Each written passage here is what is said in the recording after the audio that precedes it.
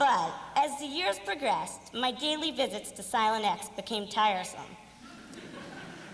I began to realize that I had to look at things in a positive way, because my misbehavior wasn't hurting anyone but me.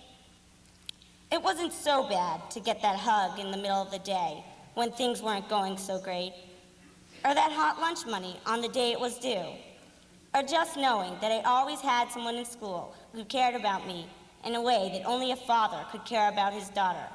And I really am going to miss being in school with Marv.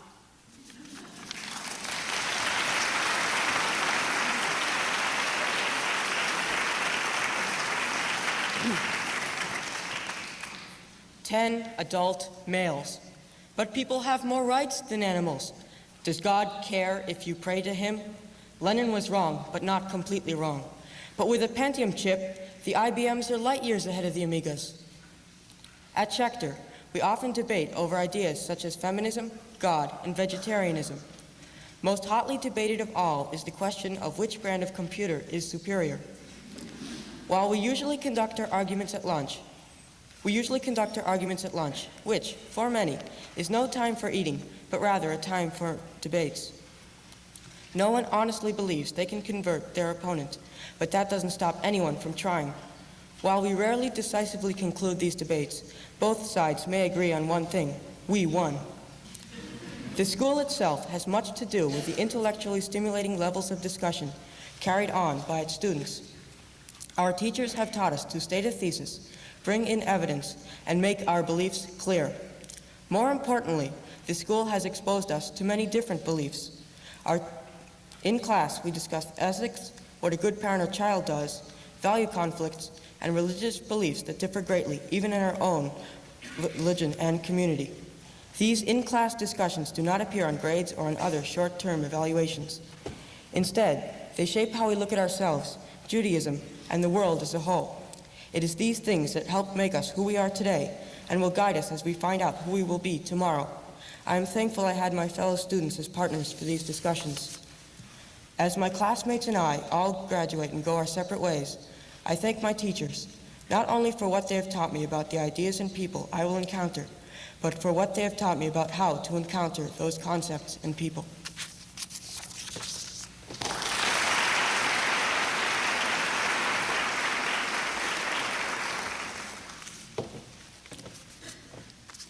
Everybody hates tests, but I have to say that I hate tests more than anybody.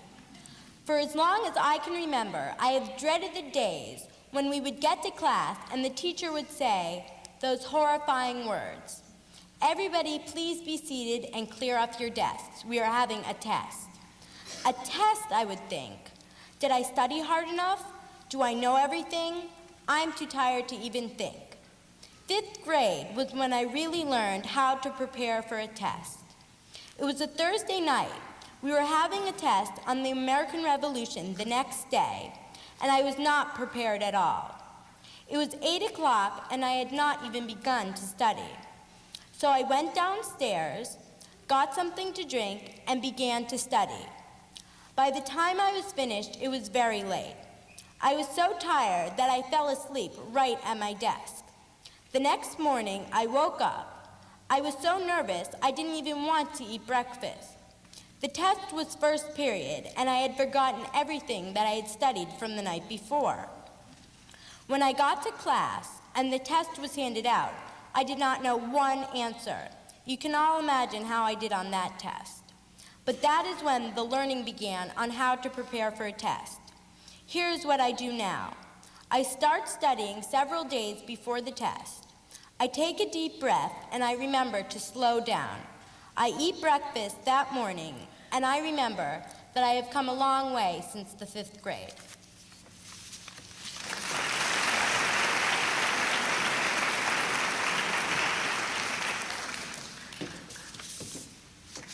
Fifth grade was not our best year. We were in transition between easy elementary school and much harder middle school. We had just started getting a lot of homework and letter grades on reports. Then there were social difficulties. That is when I turned to my advisor, Sarah Narva, my 8th grade pal, who I loved and looked up to. We talked about everything from boys, cliques, friends, and sex education to teachers and fights with our parents.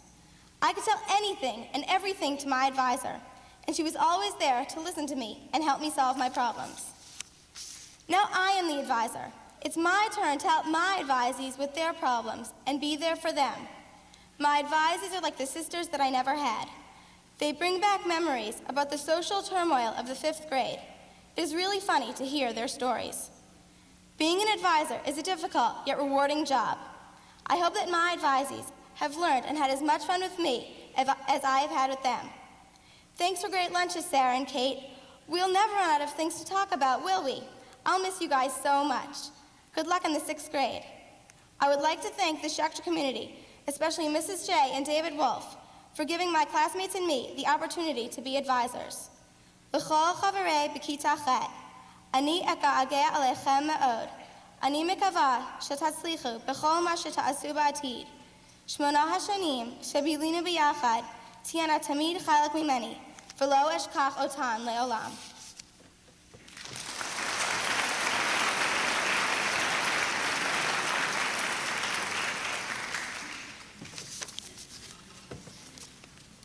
I have experienced many different teachers in my time at Schechter.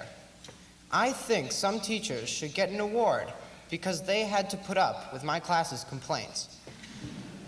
Complaints about too much homework, too many tests, too little time to take notes.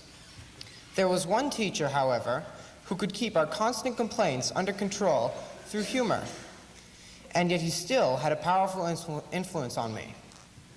I remember a lesson from that teacher, from David Wolf. He asked us to make an instruction on how to make peanut butter and jelly sandwiches. Most of the class was amazed that this was homework. It was too simple. Did he think he was teaching kindergarten? Who wouldn't know how to make a peanut butter and jelly sandwich? As I later found out, this was exactly what David wanted us to think. I went home and spent 2 minutes making my instructions. I brought them in the next day, and as I entered the classroom, I was surprised. Right in front of the class was a desk, and on it was a jar of jelly, a jar of peanut butter, a loaf of bread, and 2 knives. David explained to the class that he would make the sandwiches according to our recipes. He read aloud the first one. Take peanut butter and spread on bread. So he took a slice of bread and the jar of peanut butter and began rubbing the jar back and forth over the bread. After doing this several times, he read the next line. Take jelly and spread over peanut butter. He took the jar of jelly and rubbed it back and forth over the jar of peanut butter. He soon stopped and handed the clean slice of bread to the student and said, "Enjoy." Besides being a funny lesson, it also pointed out the importance of detail. Here today, I will try and remember every detail, because I will never have an experience just like this one ever again. And I hope that I'll remember everything about each person in my great class.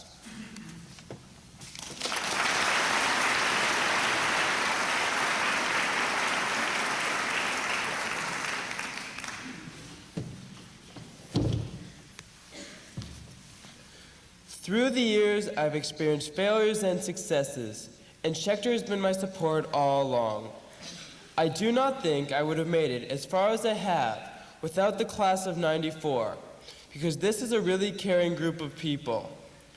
One story stands out for me. Last year, I was excluded from a basketball game because I was not all caught up in my work. I was very upset and I almost quit the team. My teammates came back with a loss, and they said they might have had a chance if I had played. This reaction concerned me in a couple of ways. First, I was upset with myself for not having taken responsibility and completed my work. Second, I realized my team cared about me. I appreciated then, perhaps for the first time, the importance and the impact of fulfilling my academic obligations, both for my own good and for that of the team. My friends helped me to catch up so that I could play in the following game. We won that game by 1 point. We made a difference. I made a difference by blocking their potential game-winning shot. Now my classmates and I approach a different game, a game that will take us in many different directions. We will be going to many different high schools. I will be going to a high school where no one else from Schechter will be going. Because of this, I, most likely, will not see my friends quite as much as I have in the past. I know, however, when I do see them, I will cherish each minute spent with them, and I will look back with fondness on the helping hand that they gave me. Ani akir, kol pa'am shahayinu biyachad, ved kol ma shasiti itam.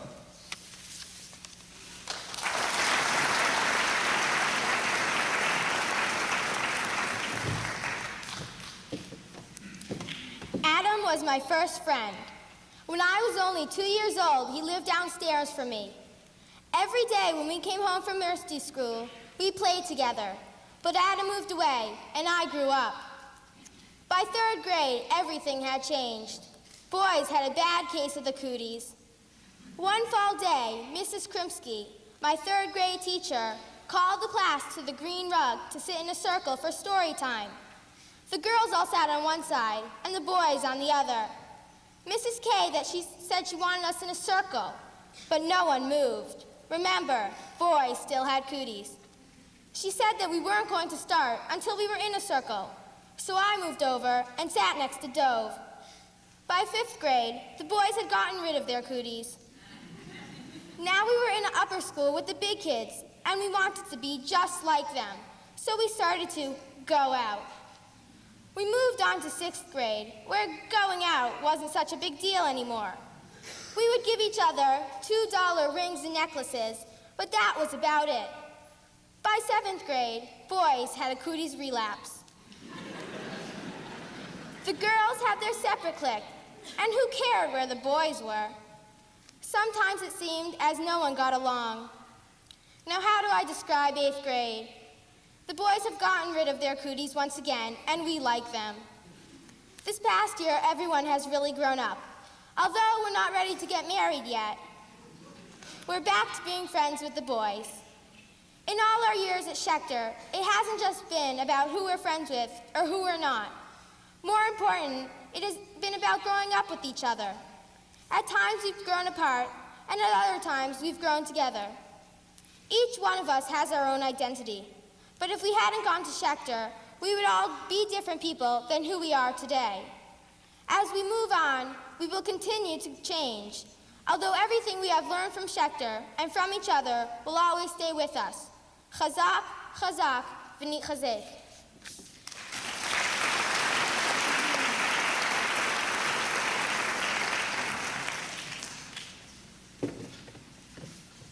How can I say goodbye to the people I've known most of my life? From the first day of kindergarten, the Schechter community has been like family to me because all my extended family lives overseas in Israel, Australia, and South Africa. How can a school feel like family? For me, it wasn't the overt curriculum of math, science, Tanakh, Hebrew, and social studies. It was the intangible things which slowly grow beneath the surface.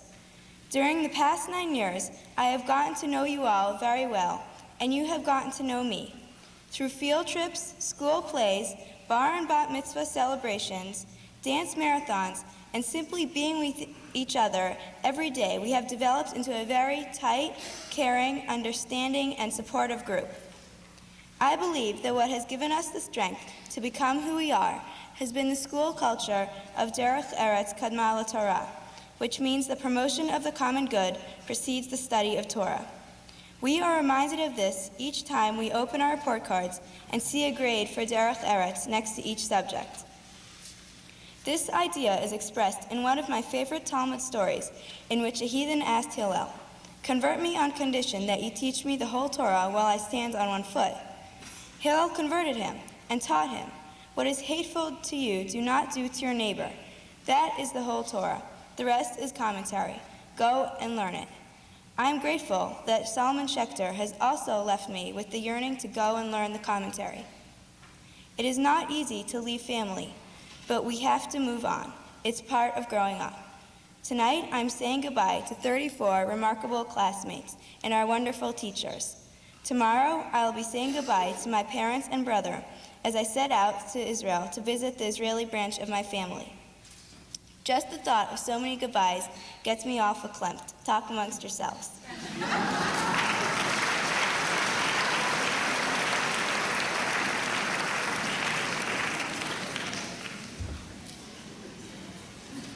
As I stood in left field, I watched the batter move up to the plate.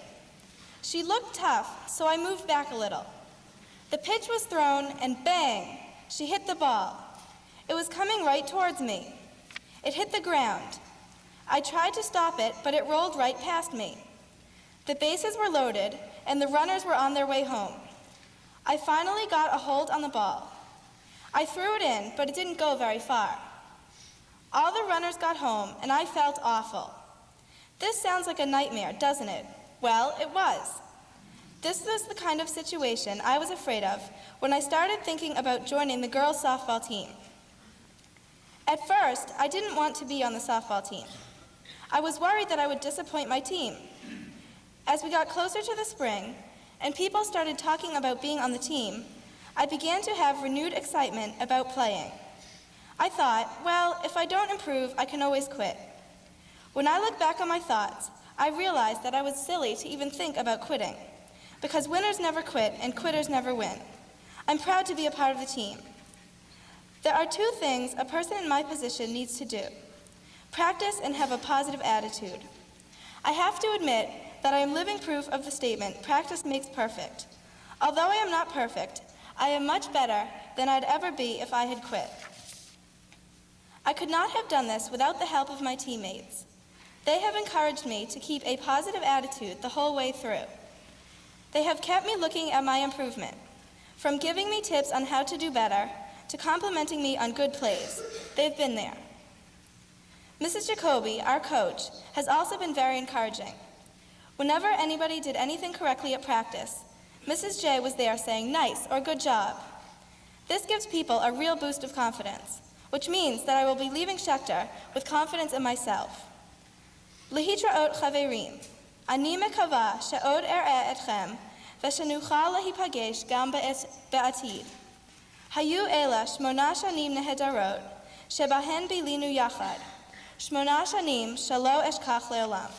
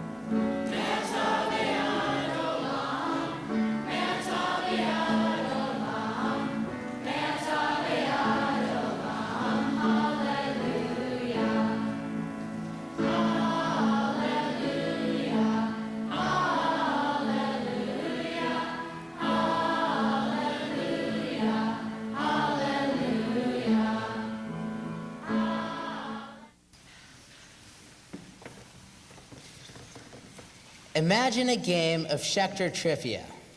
Time February 25th, 1997, 12:13 p.m. Place, multi-purpose room in Solomon Schechter's new building. Event, Student Council College Bowl.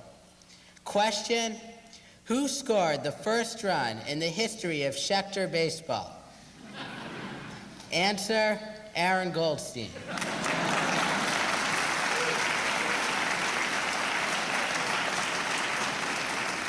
It was a late Wednesday afternoon in Hingham, Massachusetts.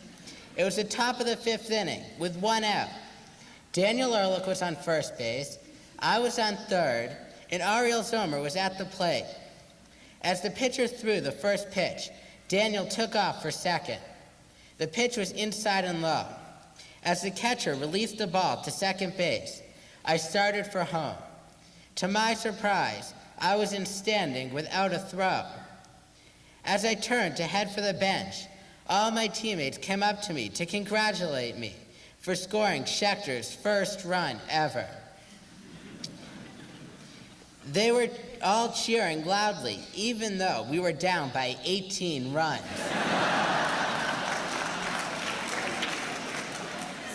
As Coach Wisner had pointed out many times, even when the other team's player hit a home run, they hardly cheered.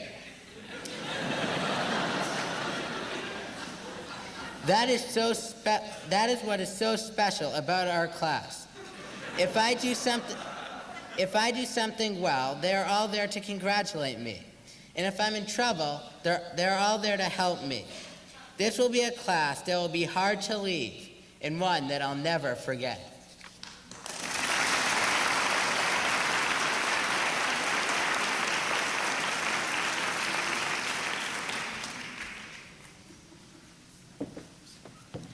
I once read a poem called Nameless Acts that meant more than merely just words, but showed what the last 9 years of my life mean to me.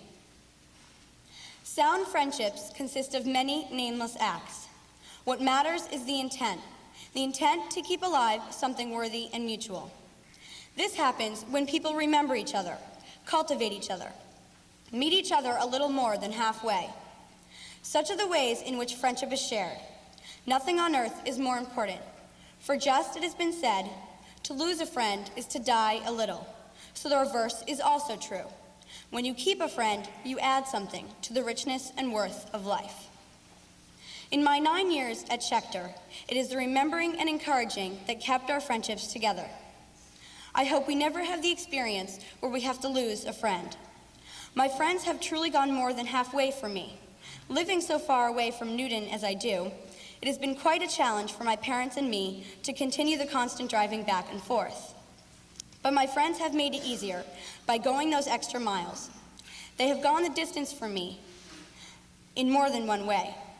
It's the many countless acts that I remember you by the most, because each and every one of you have added to the richness and worth of my life.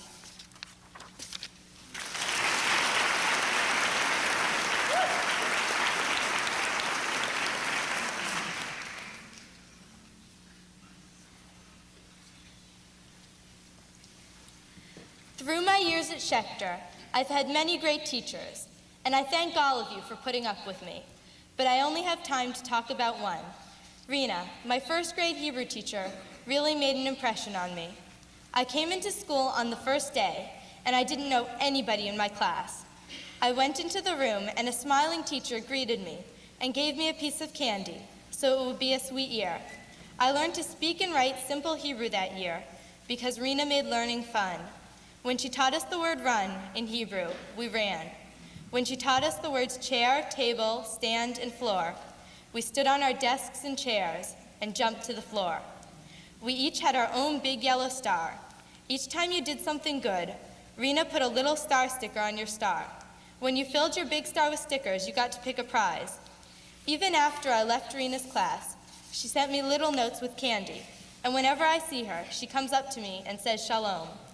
Ani rotzeh lomar toda לרינה, כי היא התחילה ללמד אותי עברית, ועכשיו אני יכולה לדבר עברית היטב.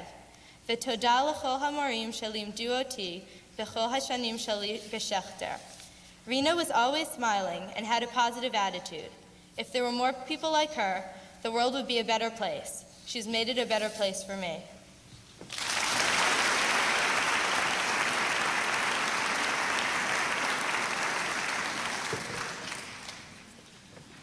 It was the end of this year's dance marathon, and we were all getting tired. Everyone smiled as we heard the beginning of a slow song, and then we smiled again as we recognized the song. That's what friends are for. All around us, 6th and 7th graders were getting into couples and starting to dance. Our grade, however, gathered into a group, put our arms around each other, and stood swaying in a tight circle for the rest of the song. At the end, many people were crying. That was the beginning of the end. This is only one of my many memories of Schechter. I have many others, stretching from the studio party in 1st grade to a recent play, Les Miserables. These are different kinds of memories, some good and some bad. But what connects them is that they all involve people in our grade, whether they're with one person, a group of people, or all of us.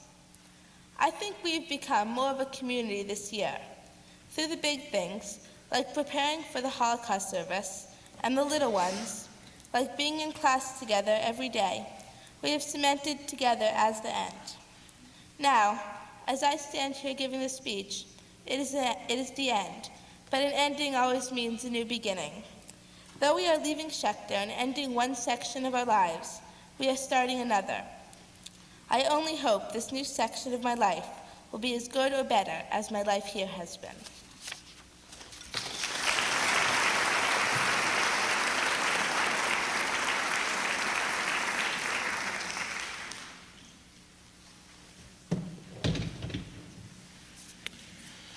Talk, talk, talk.